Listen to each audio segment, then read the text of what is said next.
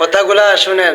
জাহান্নামীদের প্রথম সংবর্ধনা দেয়া হবে গরম পানির সংবর্ধনা। জাহান্নামীর একটা করে ঢুকবে, উপরে এক বালতি করে গরম পানি। ওই গরম পানিতে পুরো গা পুরো দেহ ঝলসে যাবে। এরপরে ফেরেশতারা হাতুড়ি নিয়ে দাঁড়িয়ে থাকবে, পিটানো শুরু করবে। পিটাতে পিটাতে মাসেলগুলোর হাড্ডিগুলো থেতলে যাবে।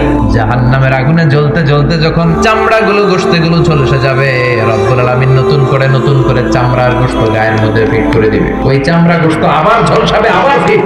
আযাবটার মজা যেন ভালো করে টের পায়।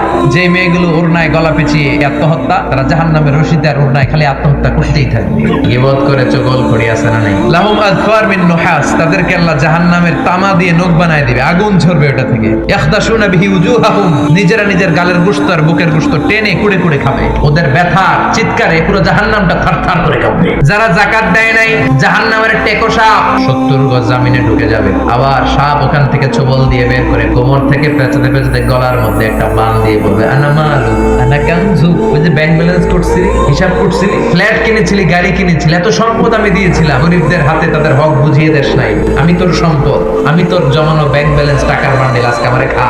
আল্লাহ জাহান্নাম থেকে তুমি আমাদের বাঁচাও।